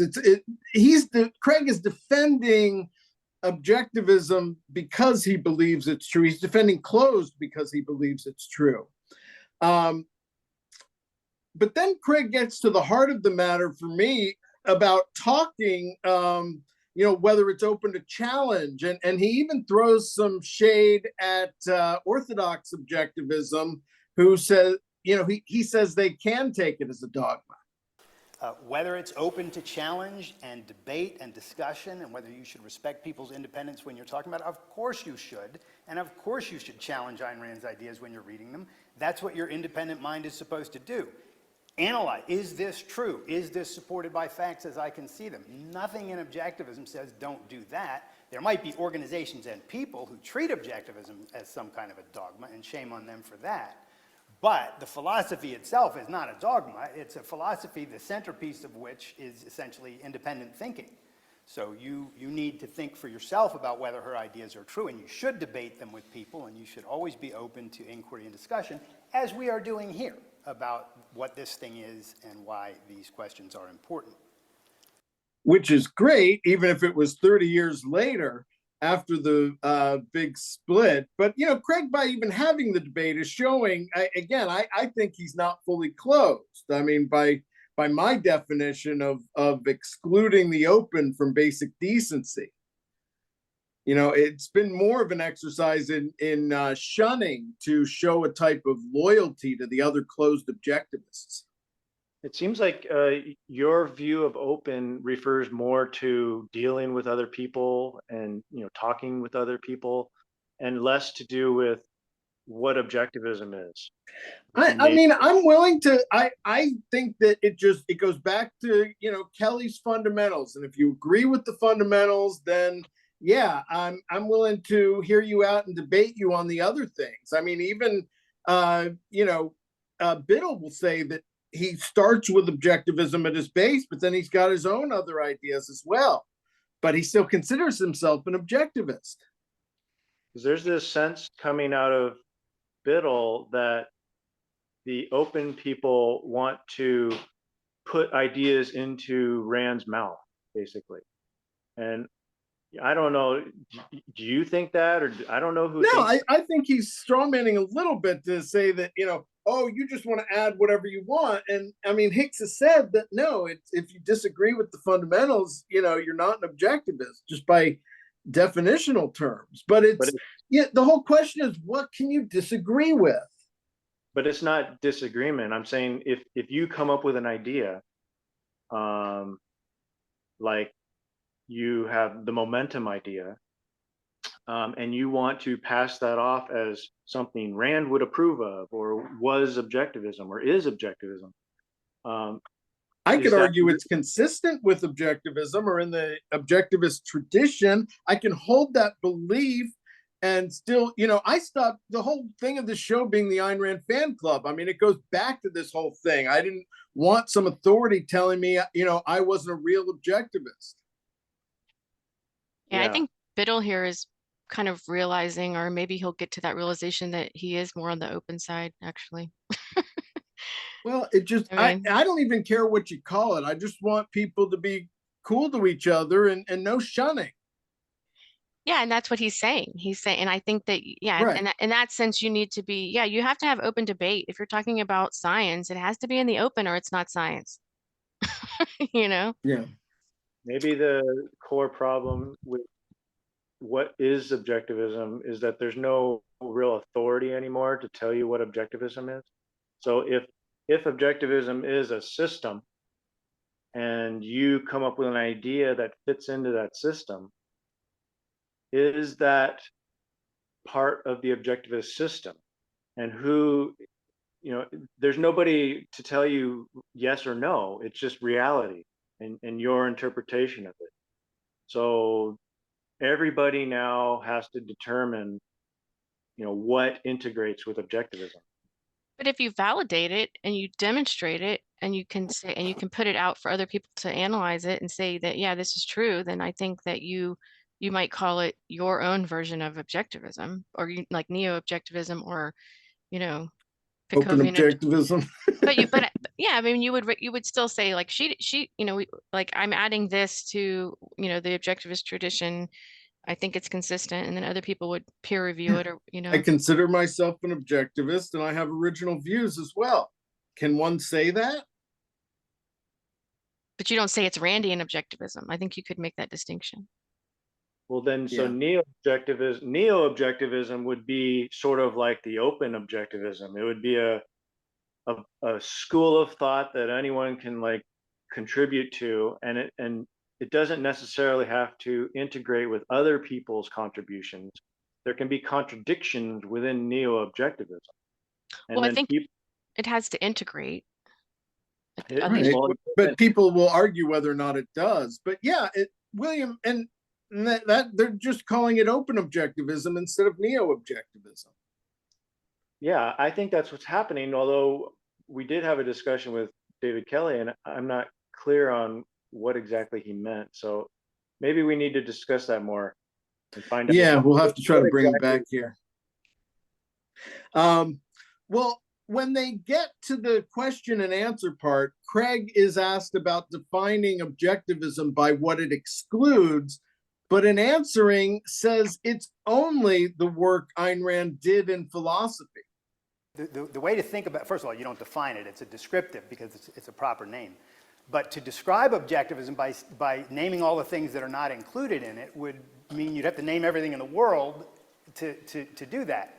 It's much easier to name the things that are included in it. And I could go through a long list of things that I think are included in it, but basically it's the work that Ayn Rand did in philosophy. If she made a psychological side note about something, homosexuality or a woman president or something like that, that's not her philosophy. That's an opinion and an application, and in my view, a misapplication of fundamental ideas in her actual philosophy. You and William, you have the right to say that that's a fundamental misapplication. I happen to think so, but there are people that could say, no, that has to do with her view of masculinity and femininity, and that is part of her views. And you may disagree, but then that just means you're not an objectivist. I'm not even sure masculinity and femininity are part of her philosophy. That's part of her psychology, which is different.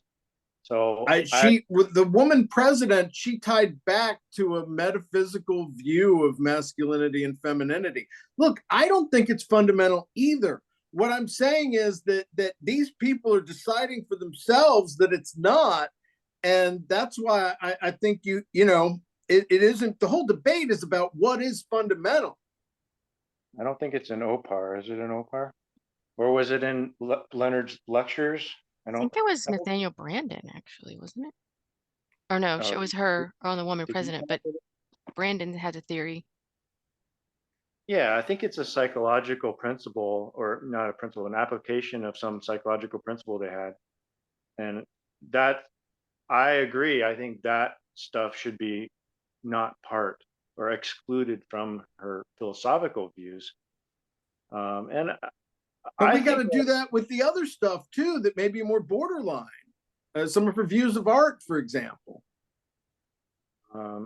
Possibly. I'm sure there's a lot of opinions she made in art that either aren't backed up by logic or reason or argumentation and are just her opinions.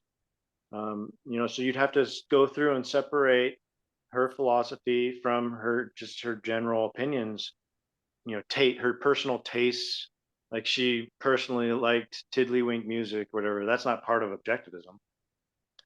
No, I think, and it goes back to, are you a scholar or are you just trying to live your life? I mean, I think if you're a scholar, you have to get into these details. And if you're trying to understand her philosophy, like what did she say to the doctor? Just be the best doctor you can be. Just use reason and logic in your life, and right. Start with existence, believe reality, like see reality and acknowledge it exists. But understanding all of the science of it in every, that's different. But the fundamentals, the fundamental branches of her philosophy, if you change those, I think you change it. It's not objectivism at that point. I think if someone could go through and find all the philosophical ideas that universally relate to humans, that would be a philosophy. But if there's something that if you can only apply to a segment of the population or just one individual, like it only applied to Rand, then that is not part of objectivism. It's certainly not part of like a true philosophy. It would be part of personal opinions or personal tastes. But you could debate that all day long as well. This also goes to the nature of values, so values, each individual has values for himself. So like some of my values are not going to be your values, and they're not even going to be good for you. So like I like peanut butter, but if you're allergic to peanut butter, that's not going to be a value to you. So and the same goes for more abstract values. So like if you're in wartime, maybe you don't want to be honest with everybody because you're skeptical of who's a spy or an enemy or whatever. So that's contextual. Yeah. All knowledge is. Yeah, all knowledge is contextual. So all philosophy is contextual. But we need to find the broadest context for philosophy because it needs to apply to the broadest amount of people. Well, then one questioner says, trying to put myself in the shoes of a student and open and close, so what? And, Hicks answers that if you believe it's more like an artwork, then you wouldn't want to change it. But if you think it's open, then you can be a discoverer.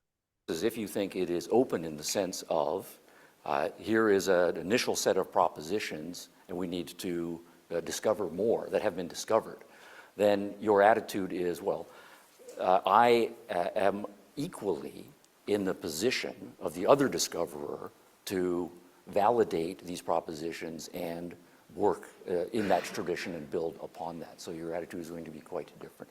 If you come in thinking it's closed in the sense that it is not subject to correction, because it was said by a certain person, then you're going to, when you're doing your philosophy in that tradition, be psychologically, I don't want to say crippled, but something closer to that.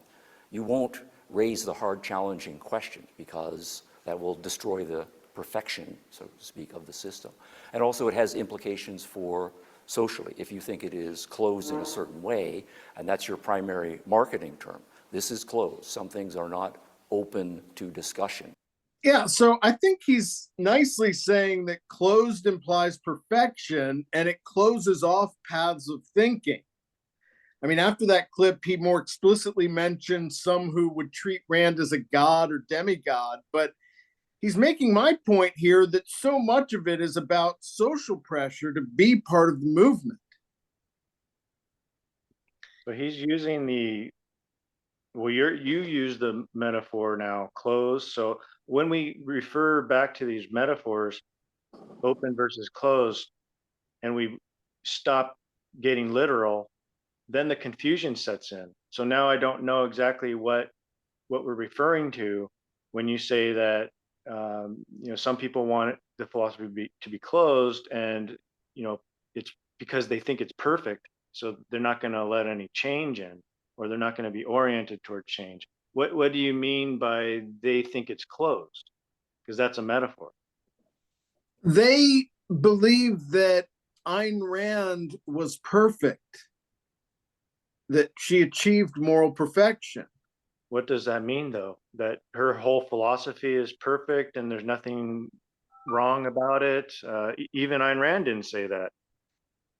No, she said I understand that, but people like Harry Binswanger, or even to some extent maybe a James Valiant, might be hard pressed to say things that they thought Rand did wrong.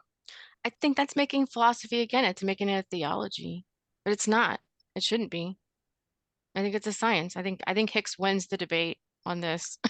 And I mean, I think Peikoff wouldn't have written Opar if he didn't think it was a science. I mean, he said it was a science, and he's building on it. And he wants to write the treatise so that you can have it as, so you can study it and build on it. But I don't think he meant it that way. I mean, he meant science. It's a science in that it's just a body of knowledge, but it's Rand's body of knowledge. So you can use it if you want. That's just not how knowledge Works. works, Because Well, otherwise, why it's have true. knowledge? What do we use knowledge for? We use knowledge to live our lives, Apply. and yeah. Yeah, but you have to decide what is knowledge. You have to decide what It's truth, right? ideas from other people you're going to use. And if you don't know what their ideas are, if their ideas change, you don't, then, like to Craig's point, you're going to be confused about what was Rand's ideas. And I don't know, generally I'm thinking that we need to get rid of these metaphors. So that's the first step, is that we need to stop talking about these metaphors. And one thing Rand said and you can look this up in the lexicon, she had something to say about the ideas of an open versus closed mind. And she said, these are metaphors as well, which don't mean much and are hard and are confusing to understand. And she suggested that you just talk about an active mind. And so I suggest that instead of haggling over open versus closed objectivism, we just start talking about active objectivism. And active versus objectivism, rationalistic. Active objectivism is simply you applying Rand's ideas to other subjects that she didn't discuss. And that way we make objectivism a living philosophy for individual people, and we create this separation between what Rand's philosophy was and what active objectivism is. Yeah, and isn't that why the Stoicism is kind of having a resurgence? Because it's somebody was practicing Stoicism and wrote it, and it's like these, you almost have like these proverbs of Stoicism. So objectivism almost needs like proverbs, or like Yeah. like the It almost application. has them. I guess my point is, look, I'm not necessarily opposed to changing it to active or whatever. The bottom line is, I believe that my friends have been unfairly maligned for being Ayn Rand fans, considering themselves objectivists, and for being ousted from the movement.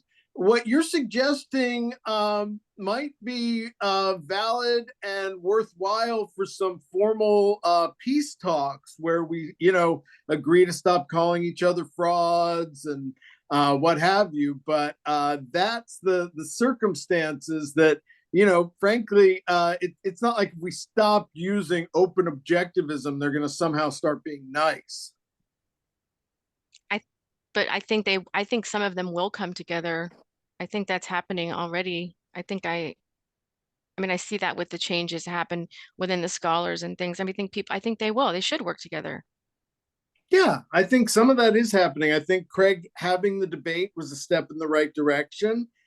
And, I believe that as things get worse in the culture, it's natural for people to want to get together more and, to form rational coalitions. I mean, this is small potatoes. I'm trying to get the whole liberty movement together. I think this is one step in getting everyone together. It's true. Getting rid of the metaphors. Like both sides seem to agree that we're dealing with metaphors, which are confusing, and we need to get to some literal interpretation of what we're talking about, or literal idea or description of what we're talking about, at least. And if we can get to the base of the issue in a literal philosophical sense, or even in like a scientific way, then we can start agreeing on basic facts instead of reverting to the metaphors and then confusing each other all over again. Well, confusing is good if you're trying to kick someone out that shouldn't be. I think metaphors are good when when it's like a new, you're discovering something anew, you kind of need a metaphor or analogies. I think that's helpful. But I think if everybody can agree it's a science and it's the science of cognition and looking at, existence, I think that they can build on it and create more knowledge about it, and they can bring it back to teaching the average person how to use it and apply it. Well, metaphor is usually an element of art. So when you're thinking, you're just in your own head and you've got this idea brewing or just forming, and you can't really pinpoint it in reality or point to it in reality, but you sense it, then you come up with these metaphors, and it's really like an artistic expression of your sense of life or your sense of reality. And I think there's a lot of that going on in philosophy, because philosophy is generating the basic ideas or basic principles that guide you. And so as you form those new ideas, they might come out in metaphorical language because you're just forming them, and you haven't scientifically proven them or tested them in reality. So in that sense, like I was saying before, I think philosophy as a field of knowledge is a sort of blending of art and science. And when it reaches the point of a science, it's no longer, it's not going to have that flowery, metaphoric, artistic language. You're just going to be spitting out studies and facts and statistics and things like that. Yeah, open and close. I mean, I think Peikoff is a okay guy, but at some point he decided that he hated David Kelley and wanted to destroy him. I don't think that's particularly good, but and that's where this the open and closed metaphors came from, because it was just like Kelley added that as a throwaway line, saying philosophy is open and or objectivism's open, and Peikoff saying no, it's not. And that was part of a tirade that was him talking about Kant or Marx, or that he was separating fact and value. So it was just one of a litany of charges that was thrown out there, and then we've turned it into this a big thing. And I mean, I do think it's important, but it's important to the end of us being able to have communications and build from here. I thought this was a great conversation. I think we talked about a lot of good issues. I think we're going to keep talking about the subject more, even as more information comes out. Any other final thoughts? No, I know you have to go, so I'll just say thank you for the dialogue. I think we should be having more dialogues like this, true interactions. I think one of the problems with the debate is that it was a more old school style debate where they just gave speeches and didn't really respond to each other much. So I like to see Absolutely. in the future, I'd like to see more of a sit down talk conversation. Yeah, try to get somewhere. Absolutely. I thought the same thing. Yeah, thanks for Yeah. having me on. It was great. It was fun. And I think it's a fascinating debate, fascinating topic. So I'm glad we were able to talk about it. Good, good. Well, great. Well, we will get this up and we'll be talking about it some more. Allie, thanks so much for joining us. Again, I'm Scott Schiff along with William Swig, and we will see you next time.